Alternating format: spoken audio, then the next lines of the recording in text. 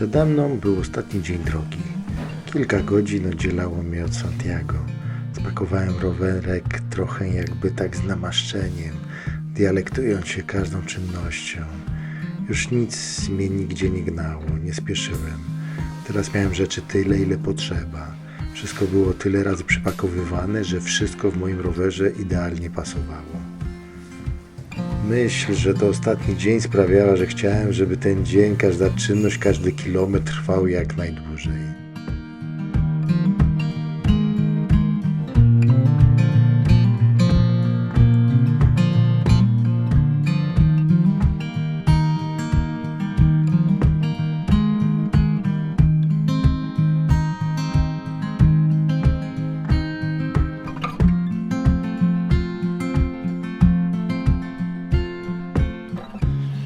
Jest 13 stopni.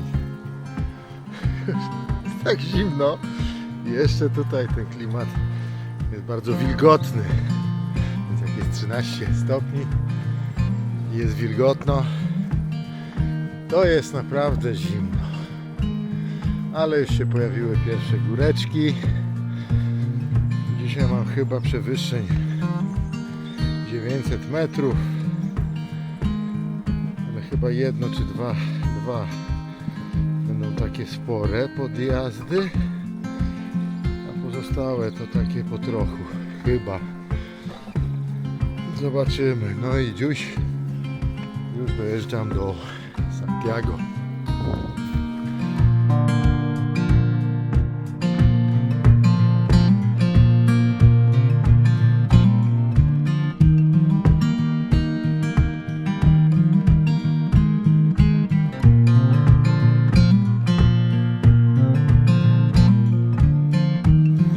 Tutaj podczas tej pierwszej touringowej takiej mojej wyprawy, wycieczki, doświadczenia, nauczyłem się tego, że jeżeli zawsze jedziemy po płaskim, albo mamy z górki nawet trochę, albo mamy niewielkie górki, to przyzwyczajamy się do pewnej prędkości.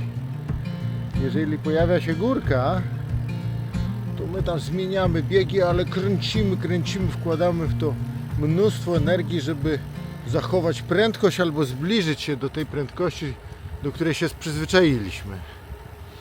Ale to jest błąd, bo na dłuższą metę trzeba rozliczać siły tak, że jak jest ta górka, to żeby zwalniać, żeby maksymalnie mało energii tracić na to. Po to mamy przełożenia, po to mamy całą tą technikę w rowerze.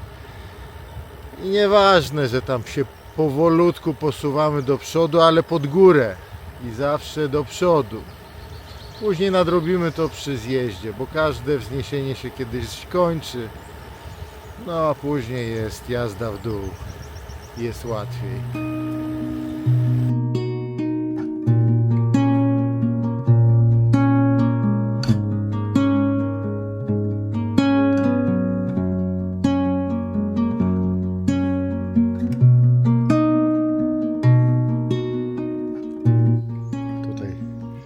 Galicja, jak dla mnie, bardzo mi przypomina Śląsk Cieszyński, Lubelszczyznę, nasze generalnie klimaty. Przyrodniczo, ukształtowaniem terenu. No domki są może takie z kamienia, ale część z kamienia, część po prostu murowanych. Ale egzotyki dodają takie elementy, że tutaj na przykład ktoś sobie może posadzić palmę w ogródku. Na Lubelszczyźnie niestety palma się chyba nie przyjmie, albo nie będzie aż taka.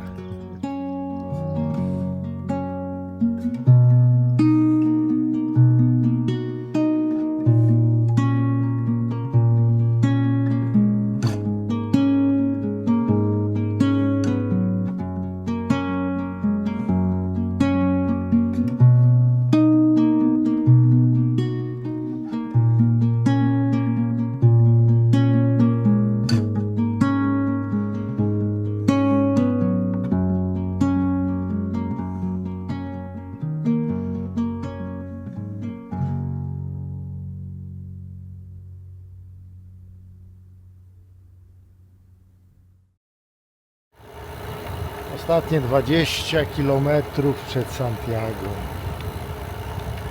Specjalnie zostawiłem sobie trasę taką, jaką mi wskazał Kumot i nie żałuję tego. Przez piękne, przyrodniczo rejony sobie jadę. Nikogo tutaj nie ma, nikogo, absolutnie, nikt mnie nie byli. Jeden facet na jakimś góralu mnie wyprzedził, na elektryku i to wszystko. Z naprzeciwka spotkałem ze 3 grupy kolarzy i to wszystko. Przepięknie. To jest taka kontemplacja przyrody, Galicji. Coś wspaniałego. Do Santiago jechałem trasą rowerową, która była całkowicie pusta. Przed samym Santiago samo Camino jest bardzo zatłoczone.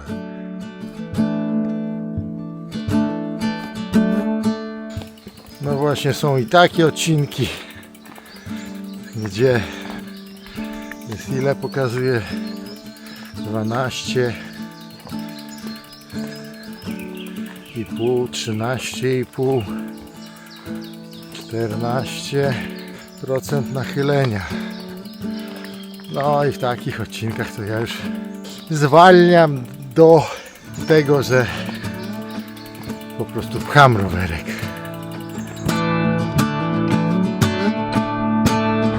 No i dojechałem do miejsca, gdzie moje Camino łączy się z tym oficjalnym Camino.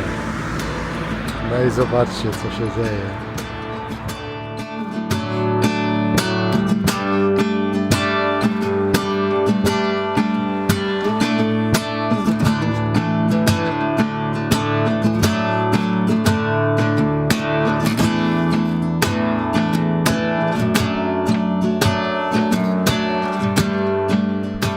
Tłumy.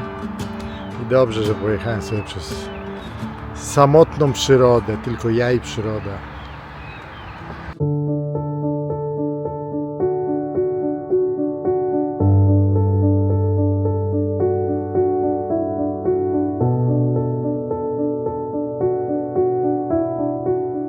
Już wjeżdżałem do Santiago. Wiedziałem, że to ostatnie kilometry, metry. Nie czułem żadnej euforii, raczej coś takiego jak długo wyczekiwany powrót do domu.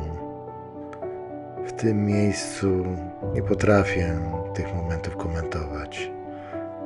Te kadry pozostawię bez komentarza.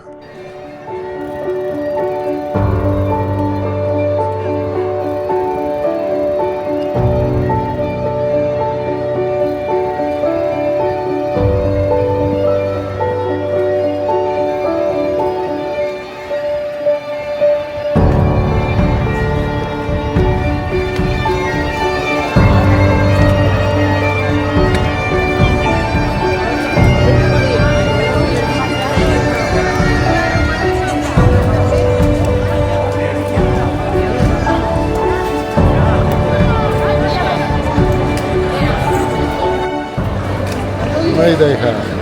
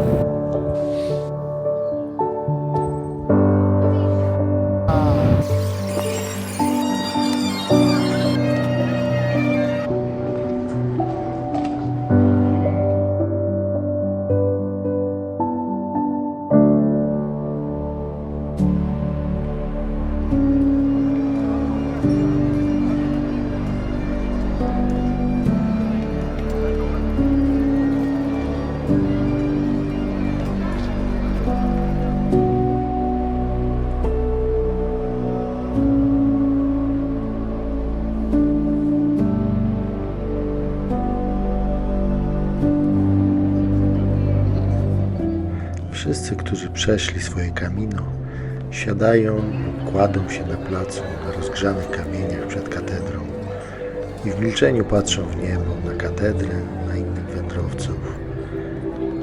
Spotykając się spojrzeniami z tymi wszystkimi nieznajomymi ludźmi, miałem wrażenie, jakbyśmy się dobrze znali. Wszyscy przebyliśmy podobną drogę, ale każdy z nas trochę po swojemu. Później tradycyjnie wizyta w biurze pielgrzyma dla otrzymania certyfikatu przejścia Camino.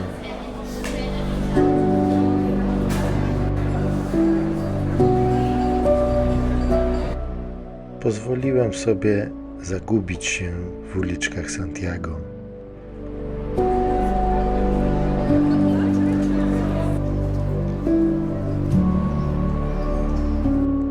Ale coś ciągnęło mnie, żeby wrócić na plac przed katedrą. Wejść do katedry, zagłębić się w mszę, w atmosferę i przeżyć to po swojemu.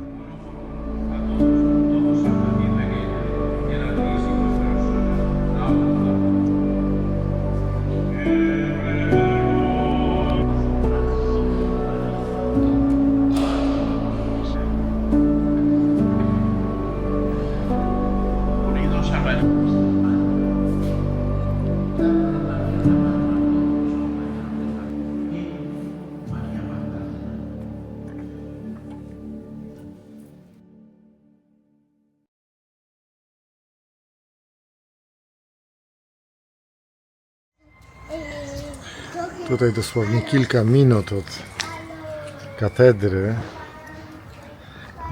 jest mój hotelik, który sobie zafundowałem. No i jest naprawdę w pięknym miejscu. Stary, jakiś tam chyba XVII-wieczny budynek.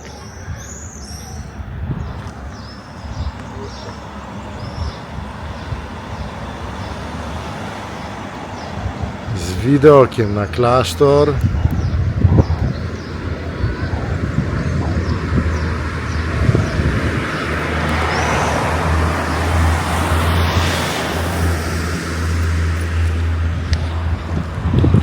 Historycznym centrum.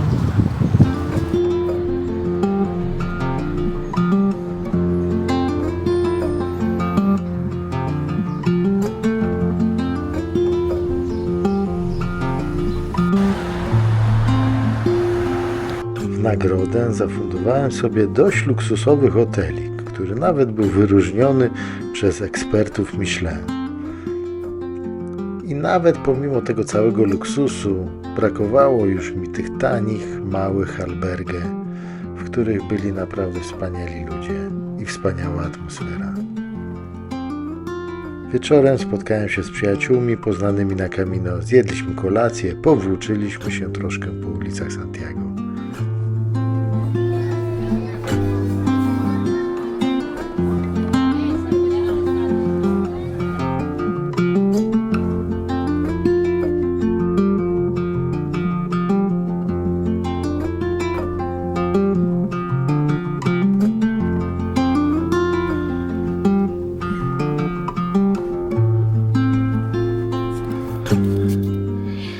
No i teraz składam rowerek, torby przypinam. Mam torbę kupioną już rano na rower. Jadę na dworzec, później rozpinam torby, pakuję rowerek do torby na rower.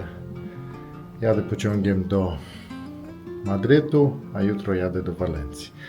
No i jeszcze chcę troszeczkę Madrytu zobaczyć. Także tak to wygląda.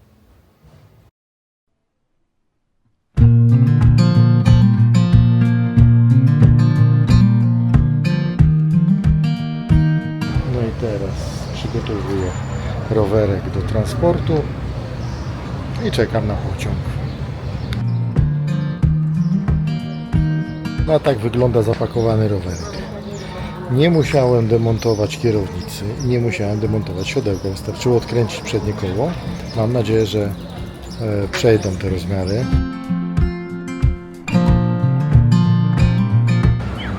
Jest godzina 18:15.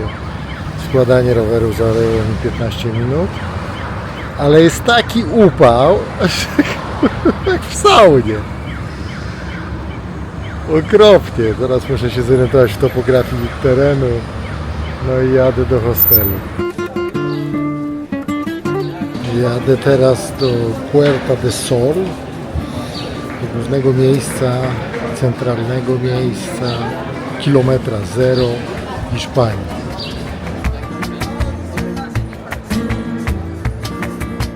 Nie wiem, jakoś po tej wycieczce, po Camino mam wstręt do tłumu.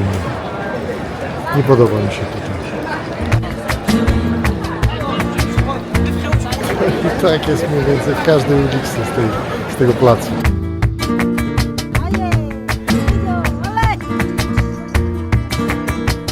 O, rozumiem, plac Major. Fajny to jest. Jeszcze przed wjazdem do tego placu było pełno jakichś takich knajpek. Zaraz tam pójdę popatrzeć. Błąkając się całkowicie bez planu po Madrycie, znalazłem się na Plaza Mayor, jednym z najbardziej znanych miejsc w Madrycie. To ogromny plac otoczony arkadami, powstał w XVII wieku i od stuleci tętni życiem. Dziś to serce Starego Miasta, pełne kafejek, artystów ulicznych i ludzi z całego świata.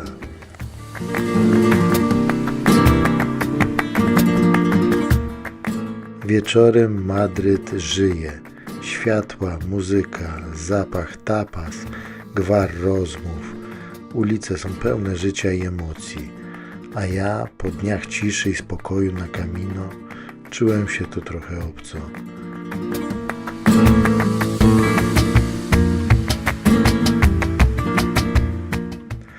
Camino było prostsze, prawdziwsze, a tu, mimo całego piękna miasta, brakowało mi tej ciszy, w której człowiek naprawdę słyszy samego siebie.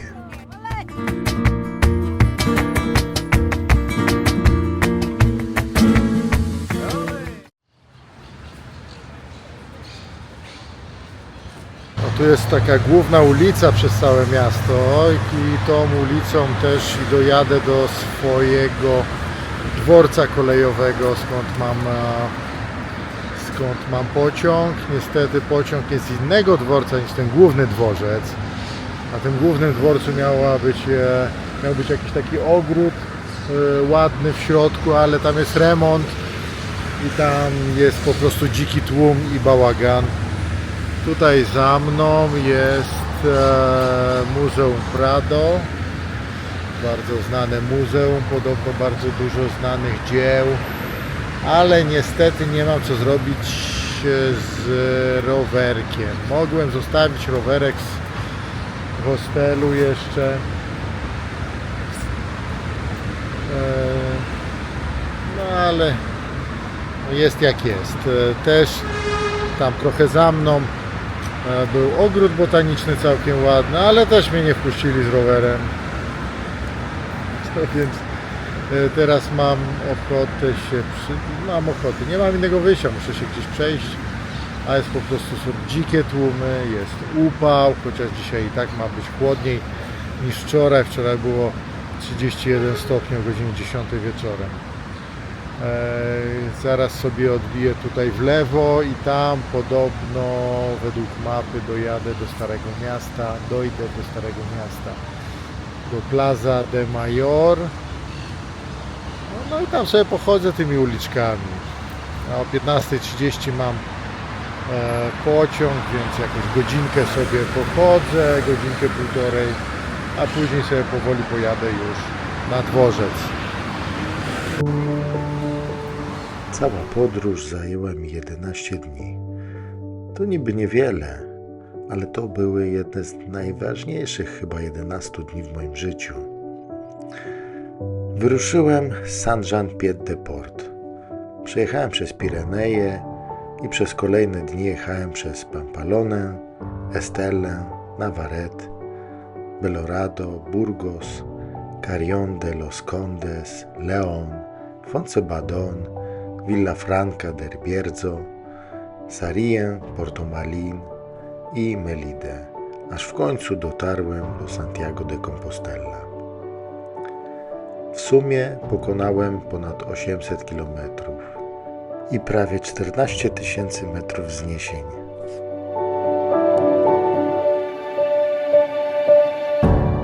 A teraz, spacerując po Madrycie, przypominałem sobie całą tę przebytą drogę.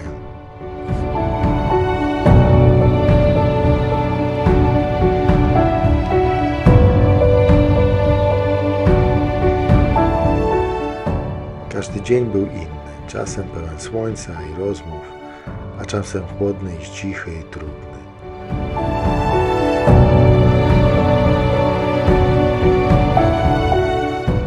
Po drodze przeżyłem rozstanie się z tym, co znane i z przywiązaniem się do rzeczy, które kiedyś wydawały mi się niezbędne.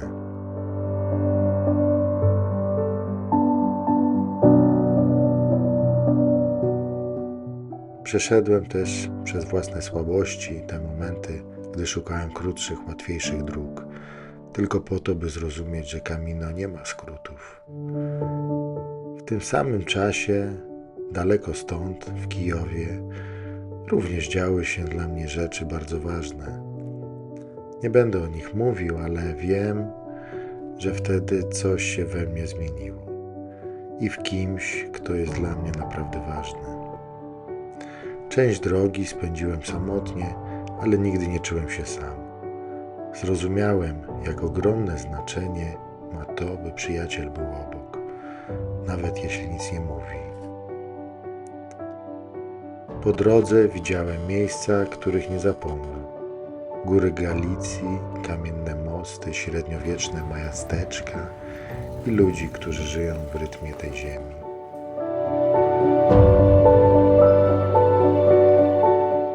Montując ten materiał, przeżywałem tę drogę jeszcze raz, aż mi się nie chciało kończyć tego. No i w sumie planuję nowe przygody, może nowe Camino.